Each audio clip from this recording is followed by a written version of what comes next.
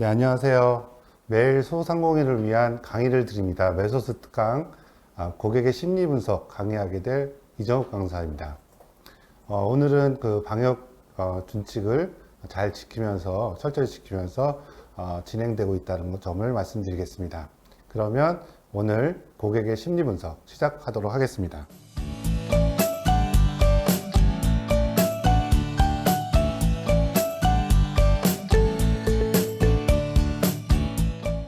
네, 메소드 특강 오늘 전체적으로 세 가지인데요. 일단 기본적으로 고객은 어떤 사람일까? 고객에 대한 이해를 살펴볼 것이고요. 두 번째는 고객은 어떠한 방식으로 구매 행동을 할까? 고객의 구매 행동 두 번째입니다. 마지막으로 고객의 성격 유형별 고객 서비스 대응 전략에 대해서 살펴보도록 하겠습니다. 먼저 첫 번째로 고객을 이해해야 한다고 했잖아요. 그래서 고객은 어떤 사람인가 라는 고객의 개념을 살펴보도록 하겠습니다. 먼저 고객은 소비자와 고객으로 나눌 수 있는데요. 소비자는 기업의 상품을 소비하는 주체이고 주로 물건이나 서비스를 소비하는 모든 사람들을 소비자라고 합니다. 그런데 소비자와 구분될 수 있는 고객은 무엇이냐? 특정 비즈니스의 대상이 되는 소비자의 부분이라고 할 수 있겠습니다. 특정 기업의 제품이나 서비스를 제공받는 사람을 포함하여 그 기업과 관계를 맺고 있는 모든 사람들을 고객이라고 할 수 있겠습니다. 좀 어려우시죠? 제품을 사용하는 소비자도 고객, 그리고 앞으로 제품을 소비하거나 사용할 가능성이 있는 사람도 고객이고요. 마지막으로 내부 고객, 외부 고객이라고 해서 이 제품을 만들고 그 만들기의 과정에 거래처라든지 하청업자, 그리고 주주, 그리고 종사원 등 이렇게 이 제품과 관련된 혹은 우리 기업과 관련된 모든 사람들을 고객이라고 할 수 있겠습니다. 고객의 분류에서 관계적 관점에 따른 분류를 살펴보도록 하겠습니다. 먼저 잠재 고객입니다. 아직 우리 제품, 우리 기업의 제품을 구매하지 않은 고객이지만 앞으로 구매할 가능성이 있는 고객들을 잠재 고객이라고 합니다. 아직 정보 습득을 못해서 혹은 알지 못해서 우리 제품을 모르지만 앞으로 우리가 이 제품을 홍보해서 우리 제품을 알게 되면 우리 고객으로 끌어올 수 있잖아요. 이 모든 사람들을 잠재 고객이라고 합니다. 두 번째, 잠재 고객보다 좀 더 가능성 있는 가망 고객이라고 합니다. 우리 제품에 알긴 알아요. 그리고 관심을 보이고 있어요. 하지만 아직 구매하지 않은 고객들, 그러니까 새롭게 신규 고객으로 될 가능성이 있는 고객들을 가망 고객이라고 합니다. 이번엔 좀 더 가까워집니다. 신규 고객이에요. 우리 기업과 혹은 우리 제품을 처음으로 거래를 시작한 고객을 신규 고객이라고 합니다. 이번엔 좀 더 가깝겠죠? 기존 고객입니다. 우리 제품을 한 번이 아닌 두 번 이상 반복적으로 구매하고 안정화 단계에 진입한 고객입니다. 여러분 한번 생각해 보세요. 인터넷에서 어떤 물건을 샀을 때 그 스토어에서 계속적으로 반복 구매하시나요? 아마도 한 번 구매하고 만 기업이나 제품들이 많을 거예요. 그런데 두 번이나 찾아서 구매한다는 것은 꽤 오랫동안 제품을 구매할 확률이 높아진다는 거예요. 그래서 이 기존 고객들을 안정화 단계에 진입한 고객이라고 합니다. 이번에 좀 더 가까워지겠습니다. 충성 고객 혹은 로얄 고객이라고 합니다. 제품이나 서비스를 반복적으로 구매하고 또 이 제품에 대한 어떤 부심, 어떤 강한 친밀감, 그리고 일치감, 유대관계를 느끼는 고객들을 충성 고객, 로얄 고객이라고 합니다. 이런 충성 고객, 로얄 고객이 굉장히 중요하겠죠. 예전에는 우리가 제품을 판매하기 위해서 홍보나 광고를 할 때 많은 대상을 대상으로 광고를 했는데 최근에는 보편적인 고객보다는 특정 고객을 타깃으로 하는 마케팅 집중적인 고객 홍보를 많이 하거든요. 요즘에는 그래서 소수의 고객을 아주 매우 높게 만족시켜갖고 충성 고객으로 이끌게 되면 그 충성 고객들이 더 많은 고객들을 유입시켜 주기 때문에 이런 충성 고객을 확보하는 것이 매우 중요하다 할 수 있겠습니다. 그럼 충성 고객에 대한 특징을 살펴보도록 하겠습니다. 충성 고객은 첫 번째로 관대합니다. 브랜드에 대한 애착심도 크고요. 그리고 우리 제품이 가격이 좀 상승하더라도 기꺼이 수용하고 지속적으로 물건을 구매하시는 분들이 충성 고객이고, 이들의 특징은 관대함입니다. 두 번째는 교차 구매인데요. 기업의 다른 제품도 사용해서 쓰는 거죠. 예를 들어서 여러분께서 S사의 갤럭시 S사의 휴대폰을 구매하신다면 다른 뭐 전자제품 TV라든지 이런 것도 구매할 수 있겠죠.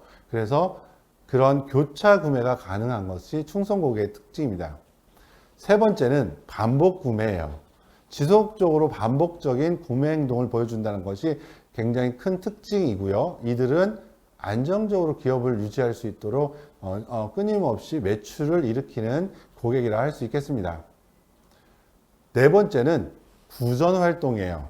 흔히들 바이럴 마케팅이라고도 하죠. 이런 고객, 충성 고객들은 자기만 쓰는 것이 아니고 자기만 좋아하는 것이 아니고요. 이 제품을 써보고 친구들에게 너무 좋은 제품이야, 너도 한번 써봐 라고 적극적으로 권유하거나 소개하는 활동을 하는 고객들이 되겠습니다. 이런 구전 활동을 열심히 해주시고요. 다섯 번째는 상승 구매입니다. 상승 구매라는 하는 것은 교차 구매랑 비슷한 개념이긴 한데, 동일 기업의 더 비싼 버전 혹은 프리미엄 버전도 기꺼이 구매하는 고객이라 할 수 있겠습니다. 이렇듯 충성 고객을 많이 확보할수록 기업은 안정적인 경영 활동을 할 수 있는 것이죠. 그래서 우리는 많은 고객을 선별적으로 만족시키기보다는 최소한의 고객들을 충성 고객으로 이끌음으로써 이렇게 상승적인 효과를 이루게 될 수 있는 것입니다. 다음은 참여적 관점에 따른 고객 분류입니다. 첫 번째는 직접 고객이에요. 제품이나 서비스를 직접 구매 행동을 하는 고객을 직접 고객이라고 합니다. 두 번째는 간접 고객이에요.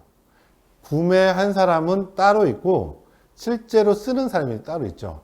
예컨대 청소년이나 어린이들은 주로 본인이 구매 활동을 하는 경향이 조금 적을 수도 있잖아요. 그렇죠? 물론 요즘 청소년들은 많이 구매하지만 비싼 제품 같은 경우에는 부모님들이 구매 행동을 하지만 쓰는 행동을 하는 것을 간접 고객이라고 할 수 있겠습니다.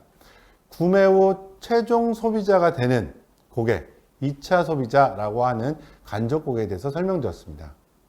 다음은 의사 결정 고객이에요.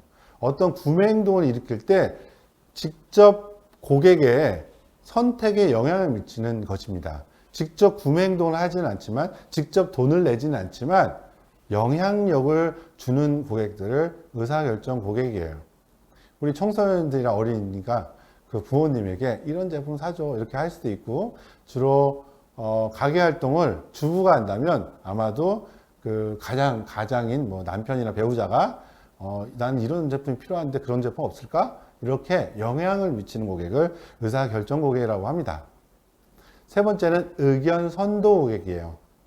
평판이나 비평, 심사, 모니터링에 직접 참여해서 영향을 미치는 고객들이죠. 예컨대 블로거 활동을 하는 사람들이 아마도 대표적이라고 할 수 있겠습니다. 또한 기자의 어떤 제품에 대한 어떤 리뷰라든지 전문가 집단의 평가도 이에 해당될 수 있겠습니다. 이전까지는 기자나 전문가 집단이 영향력이 컸다면 최근에는 인플루언서라고 해서 소비자들이 직접 이렇게 의견을 선도하는 고객이 되기도 합니다. 가장 많이 변화된 특징이라고 할 수 있겠습니다. 다섯 번째는 체리 피커입니다. 체리 하면은 과일 기억나시죠? 네, 맛있는 체리를 딱 뽑아내는 고객이라고 하는데요. 부정적인 의미가 더 강합니다. 이벤트 기간에만 가입하고 혜택만 이용하고 추가적인 구매를 하지 않는 것이죠. 그러면 만약에 그 신용카드 만들게 되면 신용카드에서 각종 혜택 받거나 혹은 뭐 이렇게 마케팅 이렇게 비용들을 좀 받고 나서 그것만 쓰고 직접 카드를 사용하지 않는 경우도 있고요. 또 마케팅 기간에 제품을 시식하거나 뭐 시제품을 받거나 뭐 이런 걸 받고 나서 혜택만 받고 실제로 구매 행동을 하지 않는 고객들을 체리 피커라고 합니다. 네, 이런 고객들도 있다는 점 기억해 두셨으면 좋겠습니다. 다음은 그레고리 스톤의 고객 분류인데 가장 널리 알려진 고객 분류 기법입니다. 첫 번째가 경제적 고객, 합리적 고객, 절약 및 효용을 추구하는 고객입니다. 이 사람들의 주요 관심사는 돈과 시간이고 노력에 대한, 투입에 대한 최대 효용을 추구하는 것이 특징입니다. 효용을 계산하고 제품과 제품을 비교해서 제품을 구매하는 경향이 있습니다. 서비스도 좋아야 하고요. 가격 경쟁력도 좋아야 되고 기능도 좋아야 하는 것들을 전체적으로 비교해서 구매 행동을 하시는 고객들을 경제적 고객이라고 합니다. 이분들의 가장 큰 특징은 온라인상에서 이렇게 가격을 비교한 다음에 직접 오프라인 매장에 가서 제품의 상태까지 확인하신 다음에 온라인에서 다시 구매하시는 분들이 많거든요. 이걸 옴니 채널 고객이라고 하는데요. 이런 경제적 고객의 특징이라 할 수 있겠습니다. 두 번째는 개인적 고객이에요. 개인과 개인 간의 교류, 1대1로 교류를 받는 것을 선호하고요. 공통되고 범용적인 서비스보다는 맞춤형 서비스를 선호하는 특징이 있습니다. 고객 관계에 있어서 관리가 매우 중요합니다. 그래서 그 사람에게 특화된 맞춤형 서비스가 매우 중요한 거죠. 그러니까 집중을 좀 더 나에게, 고객에게 집중해 줬으면 좋겠다라고 생각하고 맞춤형 서비스를 원하는 고객들을 개인적 고객이라고 합니다. 세 번째는 윤리적 고객입니다. 도덕성을 추구하는 고객이에요. 구매에 있어서 기업의 윤리성이 매우 중요한 포인트입니다. 깨끗하고 윤리적인 이미지를 요구하고 있고요. 기부나 CRS, 환경보호, 공정무역 등에 관심 있는 기업들에게 우선적으로 고객 활동을 하시는 고객들을 의미합니다. 기업의 사회적 책임을 다하는 기업에게 단골이 되고자 하는 윤리적 고객들을 이에 해당될 수 있겠습니다.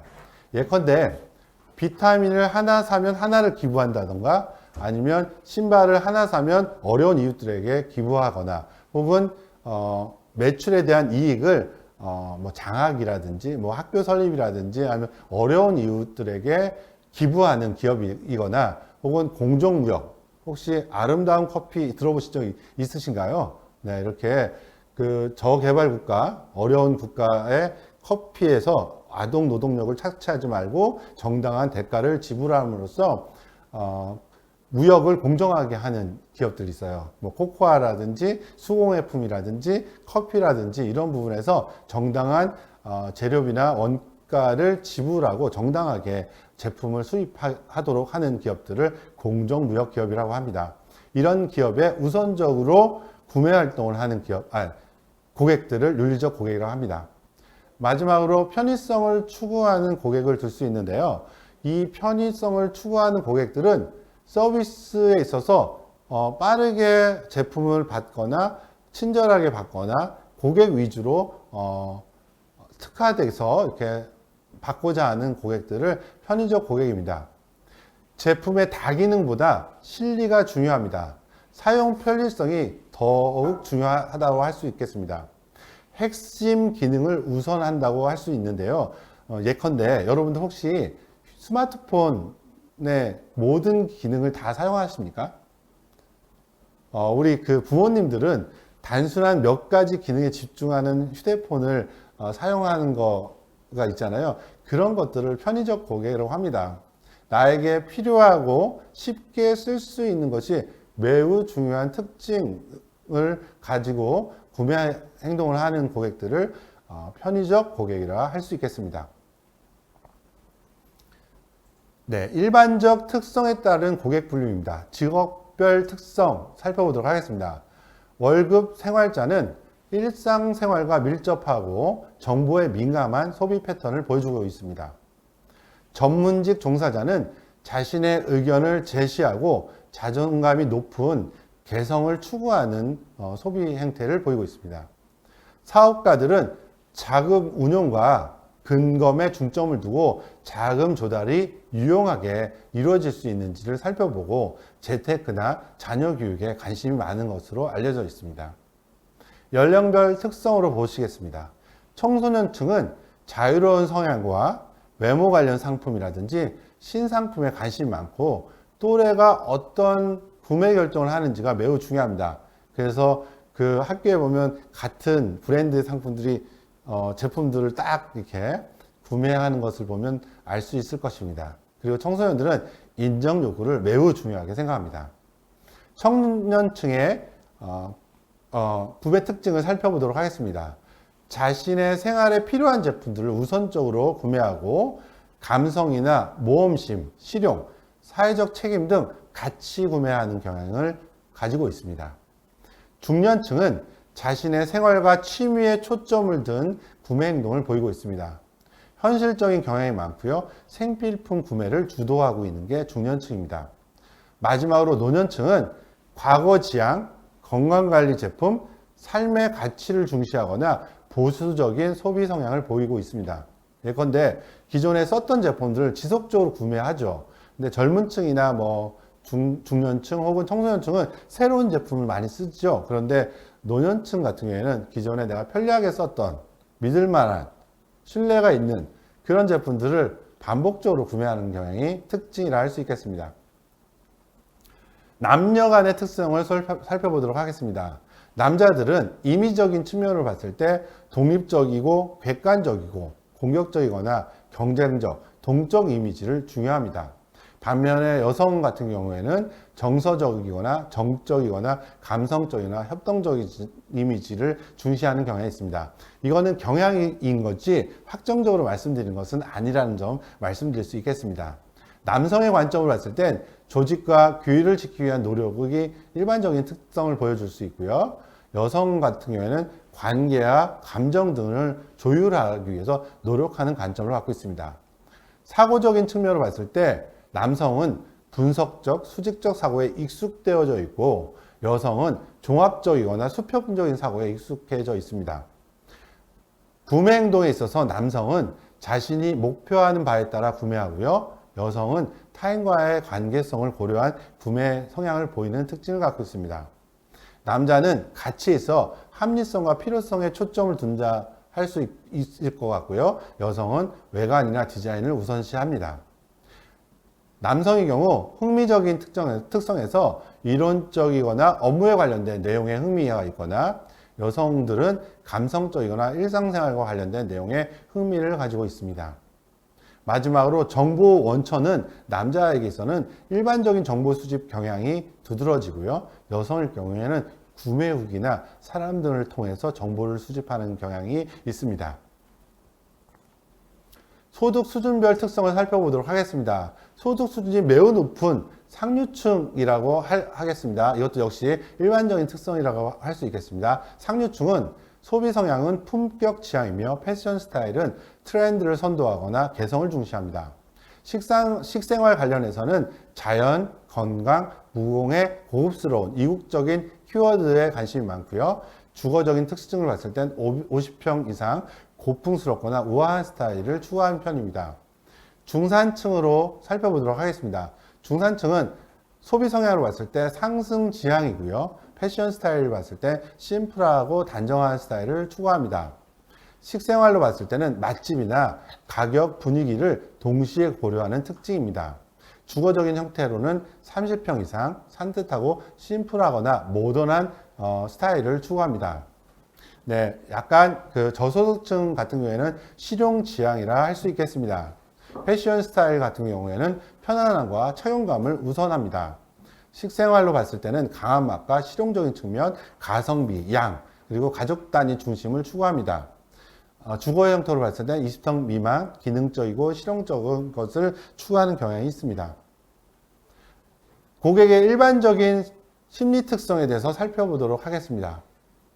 고객은 기본적으로 유행에 민감하고 또 변화하고 또 유동적이라 할 수 있겠습니다.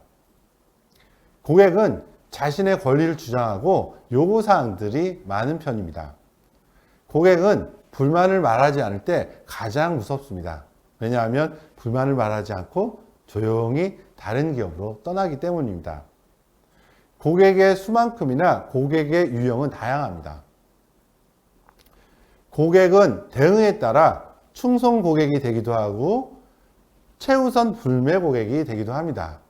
그런데 불만 고객들은 소문을 더 많이 퍼뜨리기 때문에 불만 고객에 대한 대응을 잘 하셔야 할 것 같습니다. 고객은 지불 금액 이상의 제품이나 서비스를 원하죠. 저 같은 경우에도 가성비 값이라든지 매우 친절한 그런 기업의 제품들을 구매하는 경향이 있으니까요. 고객은 판매원의 첫인상과 호감도에 매우 민감하게 합니다. 네, 그 서비스나 혹은 제품을 판매하는 점원이 막 울고락불고하거나 불친절하거나 막 이러면 조금 위축되는 경향이 있잖아요. 그런 곳에서 제품을 구매하거나 서비스를 신청하지 않을 것 같습니다. 그래서 판매원의 첫인상과 호감도가 매우 중요하다 할 수 있겠습니다. 고객은 친절하길 바라며 신속하길 바라며 정확하길 바랍니다. 친절, 신속, 정확한 서비스를 원합니다. 마지막으로 고객은 한 번의 실수로 고객을 영원히 이별하기도 할 수 있겠습니다. 그래서 10번 잘하더라도 한 번의 실수 때문에 마음 상함 때문에 고객이 떠나기도 하기 때문에 그런 부분에서 감정을 상하지 않도록 준비하는 것이 매우 중요하다 할 수 있겠습니다. 고객의 기본적인 심리에 대해서 살펴보도록 하겠습니다. 고객은 환영 기대 심리를 갖고 있습니다. 고객은 자신을 환영해주고 반가워해주는 기를 바랍니다. 그래서 고객이 왔을 때 따뜻한 응대가 중요합니다. 두 번째는 독점 심리입니다. 고객은 서비스에 대해서 우선적으로 나에게 집중해 주기를 바라고 있습니다. 이것을 독점 심리라고 합니다. 그러니까 저를 맡고 있는 그 점원이 갑자기 딴 고객에게 간다든지 나에게 집중하지 않는다든지 경청하지 않는다든지 이러면 고객은 떠나기 마련이죠. 세 번째는 우월 심리예요. 고객은 자신이 서비스 제공 직원보다 우월하다고 생각하는 경향이 있습니다. 그래서 약간의 겸손함이 필요하다 할 수 있겠습니다. 이게 좀 지나치면 갑질 고객이라고 듣기도 하죠. 그렇죠? 그래서 그런 부분들은 서로 간에 어떤 조심과 배려성이 중요하다 할 수 있겠습니다. 네 번째는 모방 심리가 있습니다. 고객은 다른 사람들이 많이 구매했거나 선택했던 제품을 가지고 싶어 합니다. 우리는 같아지고 싶어 하는 경향이 있거든요. 예를 들어서 우리가 남들이 한다고 하면 또 따라하는 경향이 많이 있잖아요. 여행을 가면 여행을 가야 하고, 그리고 식당에서 여러분들이 이 집에서 제일 잘 팔리는 제품이 뭐예요? 음식이 뭐예요? 이렇게 물어보기도 하시죠. 요즘 유행하는 제품이 뭐예요? 요즘 잘 나가는 제품이 뭘까요? 이렇게 물어보는 것이 남들과 비슷해지려는 욕구를 갖고 있기 때문에 모방 심리를 가지고 있습니다. 다섯 번째로 보상 심리입니다. 고객은 비용, 돈, 그리고 내가 이렇게 직접 와서 시간을 투자한 만큼 그 이상의 서비스를 기대하고 있습니다. 여섯 번째는 자기 본의 심리입니다. 고객은 자신의 경험을 바탕으로, 이건 누구나 마찬가지겠죠. 자신의 경험이 가장 최우선적인 기준이 된다라고 할 수 있겠습니다. 자신의 세운 가치 기준을 바탕으로 자기의 상황에 맞는 의견을 제시하는 것입니다. 이것을 자기 본의적 심리라고 할 수 있겠습니다. 마지막으로 고객은 존중 기대 심리가 있습니다. 고객은 자신이 중요한 고객이라고 생각해 주길 바라며 대접받기를 원한다는 것입니다. 이렇게 고객의 기본 심리를 이해하신다면 우리가 고객 응대에도 훨씬 더 쉽게 준비할 수 있을 거라고 생각합니다. 고객의 구매 행동에 대해서 살펴보도록 하겠습니다. 고객은 어떻게 구매 결정 프로세스를 가져가느냐라는 것을 살펴보는 것입니다.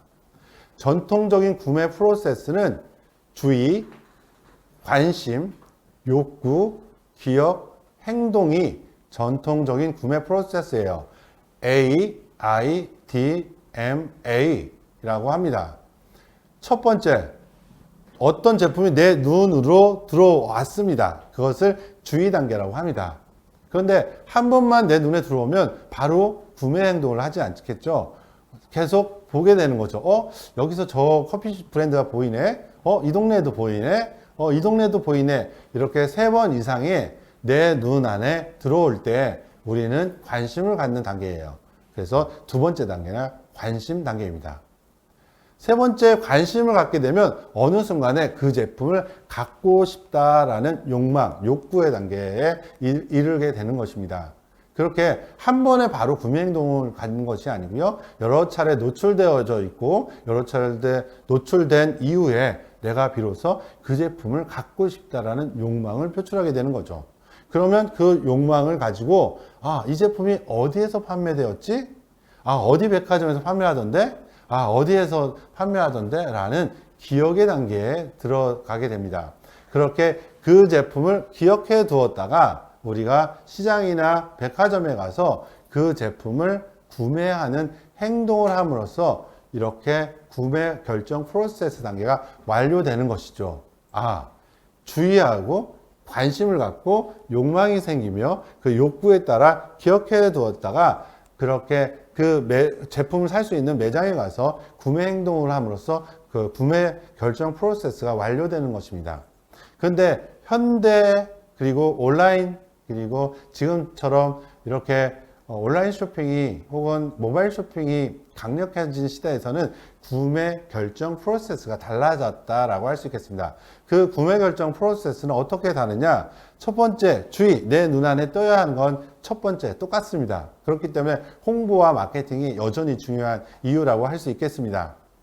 두 번째는 주의의 단계에서 넘어서서 반복적으로 내 눈 안으로 들어오셔야 되는 거죠. 들어와야 하는 거죠. 그게 관심 단계입니다. 여기까지는 똑같죠.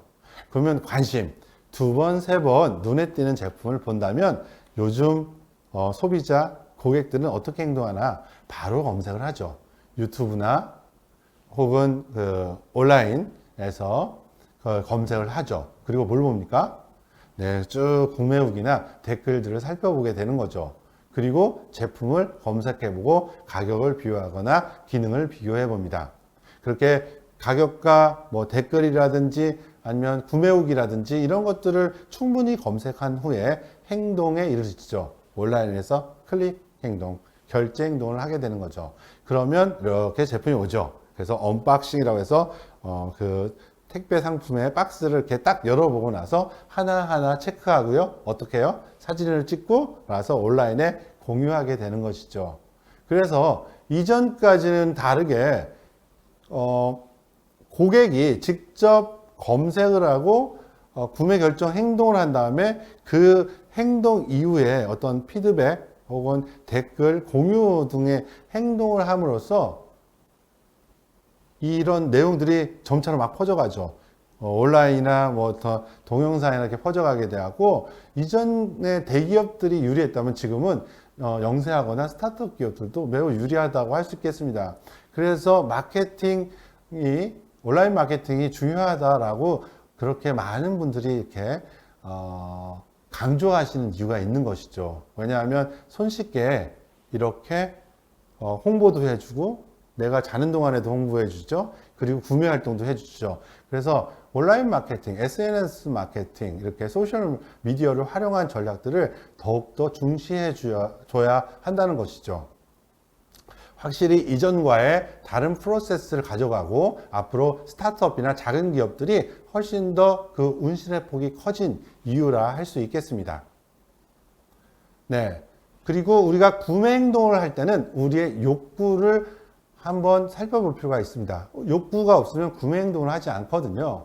그래서 우리의 기본적인 욕구가 무엇이 있는지 살펴볼 필요가 있습니다. 아주 유명한 매슬로우의 5단계 욕구 위계 이론이라는 것이 있거든요. 하위의 욕구가 충족되면 상위의 욕구로 올라간다는 이론입니다. 이 5가지 중점적인 욕구를 우리가 기억만 해도 우리가 어떤 제품을 팔아야 할지, 어떤 부분을 고객의 간지러운 부분을 이렇게 긁어줘야 할지 아실 수 있을 것입니다. 그래서 우리는 욕구에 따른 구매 행동을 하기 때문에 그 욕구를 기억해 두실 필요가 있습니다. 첫 번째, 매슬로우의 5단계 욕구 위계 이론에서 첫 번째는 생리적인 욕구죠. 본능적인 욕구라고 합니다. 의식주와 연결되고 생명 유지와 연결된 욕구예요. 이 생리적인 욕구에 착안된 것이 뭐냐? 양이 중요하고 가격이 저렴한 것이어야 한다는 것이죠. 우리가 어떤 제품을 판매할 때 사람들의 생리적인 본능적인 욕구를 타겟으로 삼는다면 양이 많고 가격이 저렴하게 판매하는 것입니다. 그렇죠? 어떤 고객군에 있는지 여러분들이 기억하고 있어야 됩니다. 두 번째는 안전의 욕구예요. 어느 정도 먹고 이렇게 추위를 보호하고 이런 것들이 해결된다면 그 다음 단계 욕구인 안전의 욕구로 올라가는데, 이 안전의 욕구는 뭐냐면 안정적이고 편안하고 안전을 추구하는 욕구예요. 예. 그런 욕구를 해결한 제품들은 뭐예요?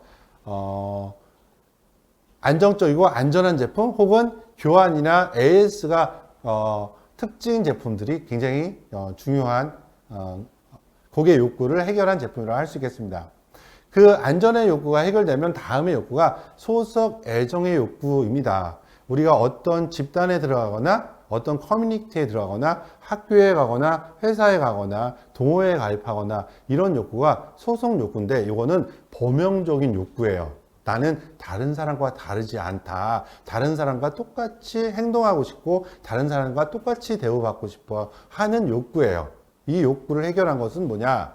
반응적인 욕구, 피드백인 욕구, 또 친절한 욕구, 또 똑같이 대우받을 욕구를 해결한 제품이에요. 그래서 어떤 모임이나 커뮤니티나 이런 것들이 매우 중요한 욕구이거든요. 반영을 제대로 해주는 욕구를 충족해주는 제품들을 여러분들께서 착안하셔야 될 것입니다. 이렇게 범용적인 욕구, 나는 다른 사람과 똑같이 대우받고 싶은 욕구가 해결되면 그 다음의 욕구는 다른 사람과 똑같지만 이제 대접을 받고 싶은 욕구예요. 다른 사람과 차별적인 프리미엄 제품을 받고자, 프리미엄 서비스를 받고자 하는 욕구예요. 이걸 자존감의 욕구, 자율성의 욕구, 성취의 욕구라고 합니다. 이미 다른 사람과 똑같고 불편부당한 대우를 받지 않는 상황에서는 이제 나를 특별하게 대우해줬으면 하는 욕구라고 할 수 있겠습니다. 이런 제품들은 존경과 관심을 필요하는 제품이나 서비스를 제공하는 것이 매우 중요하다 할 수 있겠습니다. 마지막으로는 자아 실현 욕구예요. 나의 일경험과 학습 경험, 이전의 모든 경험을 바탕으로 내가 최고의 대우, 최고의 경험을 받고자 하는 욕구입니다. 이것을 위해서는 차별화된 서비스, 그 사람만을 위한 서비스, 맞춤형 서비스를 해주는 것이 매우 중요합니다. 이렇게 본능적인 욕구, 안전의 욕구는 소유 욕구를 해결해 주면 됩니다. 그리고 소속 애정의 욕구와 자존감의 욕구는 인정 욕구나 존중의 욕구를 해결해 주면 됩니다. 마지막으로 자아 실현의 욕구에서는 이 세상에 딱 하나, 어디 가서 볼 수 없는 제품, 이런 제품을 제공하거나 서비스 해주는 것이 매우 중요합니다. 이 밖에 많은 그 욕구 심리 이론에서도 마찬가지예요. 우리는 가장 중요한 욕구인 존재 욕구, 관계 욕구, 성장 욕구를 가지고 있습니다. 알더퍼의 ERG 이론이라 할 수 있겠습니다.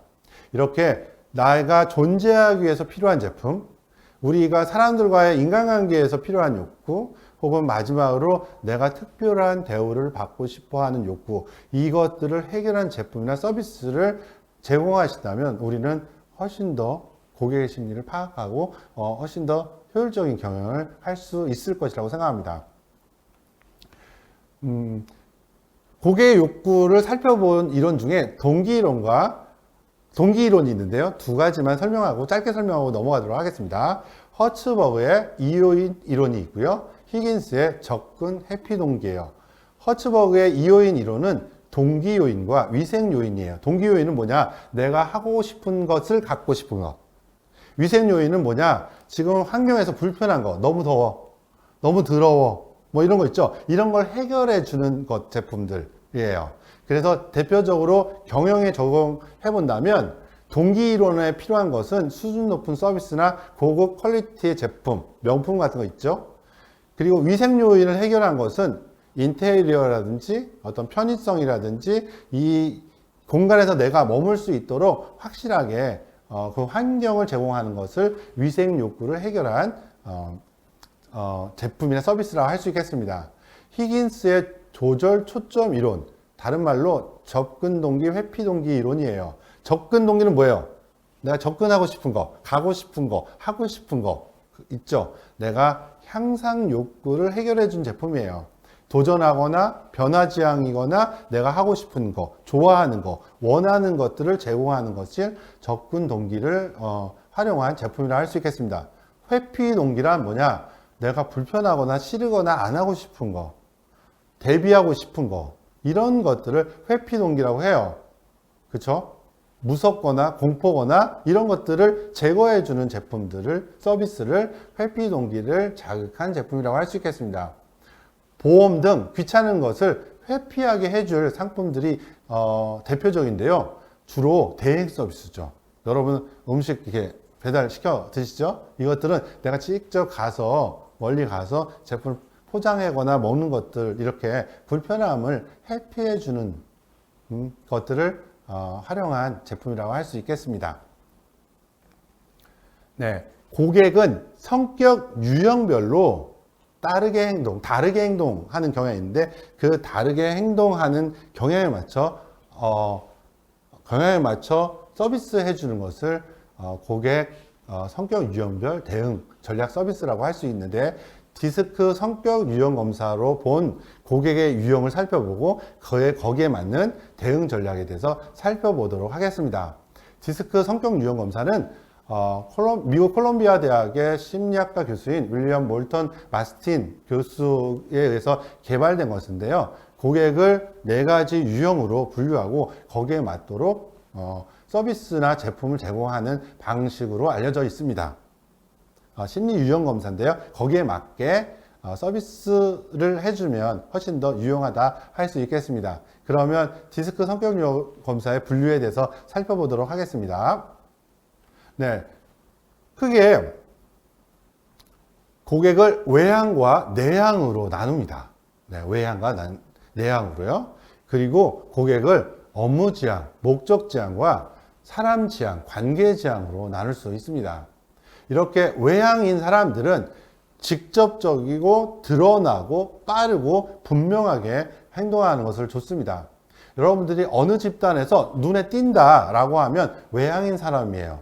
어느 집단에서 눈에 잘 띄지 않고 차분하거나 심착한 사람들을 보신다면 그분들은 내향형인 사람들이에요. 또한 어떤 집단에서 과실이나 결과, 목적 지향적인 행동을 한다면 그분은 업무 지향적이거나 목적 지향적인 사람이라 할 수 있겠습니다.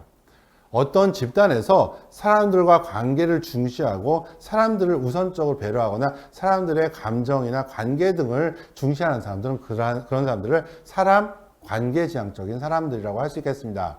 그런 외향적이면서도 업무 지향적인 사람, 이런 사람들의 특징은 표현 도구가 행동이나 결과라 할 수 있겠습니다. 그분들은 과정이나 사람보다는 목적이나 결실이 매우 중요한 사람들이고 행동적인 측면에서 특징적인 표현 방법을 보여주고 있습니다. 외향적이면서 사람 지향적인 사람들은 표현 방식에서는 말이나 재미를 굉장히 중시합니다. 사람들과 관계를 되게 중시하면서도 자신이 굉장히 주목받는 것을 좋아하는 사람들이 외향적이고 관계지향적인 사람의 특징이라 할 수 있겠습니다. 이번엔 내향적인 사람의 특징을 살펴보도록 할게요. 내향적이면서 사람 지향적인 S유형의 사람들은 표현 방식에서도 약간 애매하거나 상식적이거나 예술적으로 표현하는 경향이 있습니다. 사람들에게 표현과 관심을 갖고 있으면서도 차분하거나 침착하면서도 조금 느린 경향이 있다라고 할 수 있겠습니다. 내향적이면서도 일지향적이거나 결과지향적인 사람들의 표현 방식은 숫자나 도표, 계산 이런 것들이 빠르고요. 그리고 어떤 일을 성사하는데 천천히 꾸준하게 철저하게 이루어내는 사람들이기 때문에 이런 사람들은 주로 회계직이나 사무직에 유리합니다. 이렇게 내향적이면서도 업무지향적인 사람들은 주로 참모 역할을 많이 하고요. 외향적이면서 업무지향적인 사람들은 주로 CEO 역할을 많이 하는 경향이 있습니다. 외향적이면서도 사람지향적인 사람들은 주로 연예인이나 엔터테인먼트, 영업인, 정치인들이 많이 있을 수 있습니다. 내향적이면서도 사람지향적인 사람들은 주로 조곤조곤 상담하거나 교육하거나 또 자원봉사하거나 혹은 사회복지사 혹은 요양보호사 등 사람을 차분히 감싸주는 경향이 있습니다. 이런 사람들마다 고객의 특징이 다른데요. 그런 특징에 따른 대응 방법을 살펴보도록 하겠습니다. 네, 이렇게 D 유형을 주도형, I 유형을 사교형, S 유형을 안정형, C 유형을 신중형이라고 하는데요. 각각에 따라서 그 키워드가 다릅니다. 주도형은 목적, 파워, 결과, 가치, 도전, 행동이라는 키워드를 기억해 주셨으면 좋겠고요.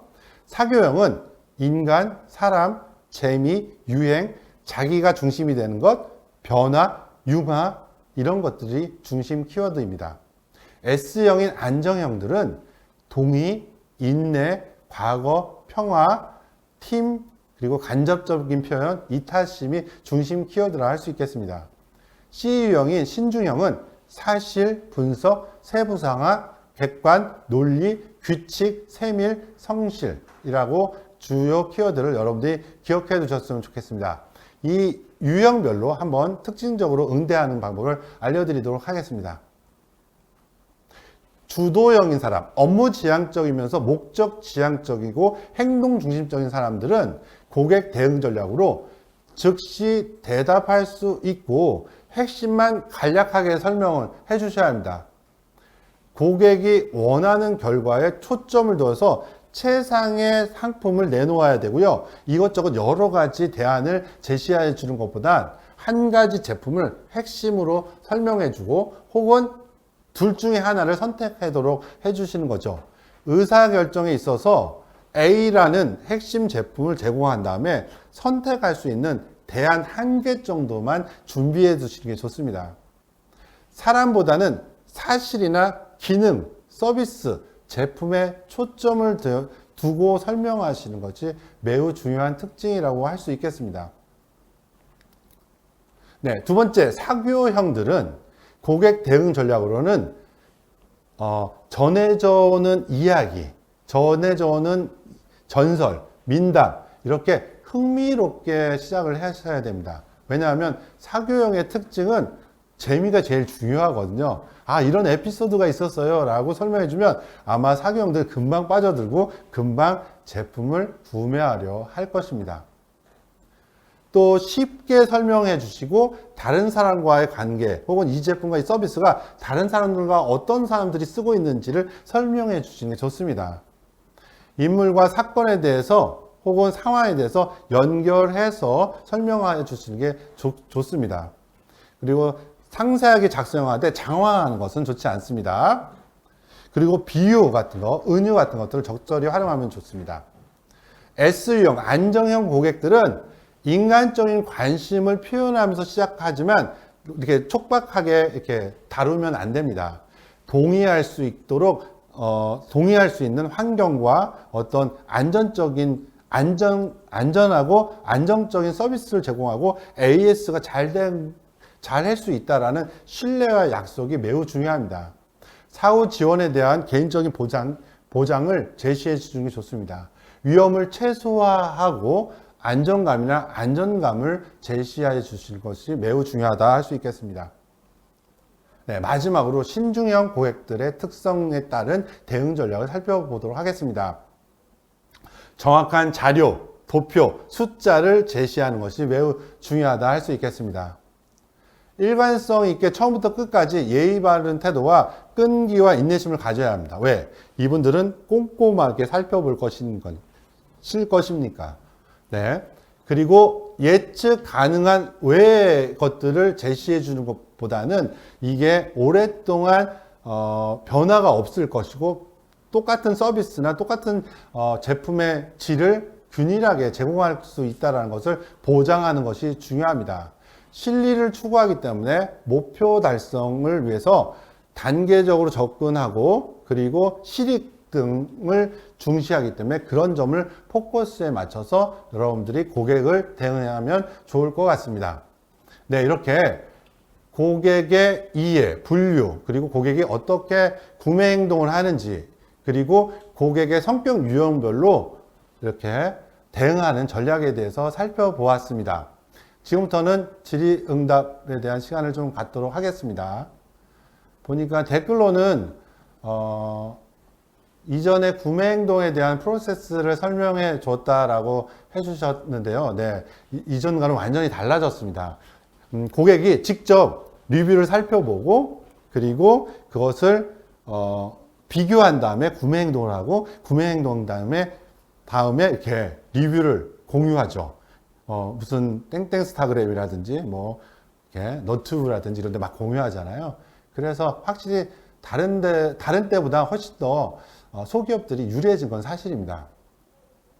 그리고 크게 보면 이렇게 사람들은 외향형과 내향형, 그리고 사람 지향형이냐 아니면 목적 지향형에 따라서 고객을 다르게 대응한다면 아마도 훨씬 더 좋은 결과를 받을 수 있을 거라고 생각이 듭니다. 요즘에는 고객의 리뷰라든지 피드백이라든지 이런 것들이 매우 중요하다는 걸 꼭 잊지 마시고 여러분들이 그런 것들을 신경 많이 쓰시고 SNS나 그 소셜들을 활용해 주신다면 고객 마케팅이나 심리에서 훨씬 더 유리한 위치에서 여러분들이 좋은 결과를 얻을 수 있을 거라고 생각합니다. 여러분 고생 많이 하셨고요. 다음에도 좋은 기회에 여러분과 함께 했으면 좋겠습니다. 이상으로 강의를 마치도록 하겠습니다. 감사합니다.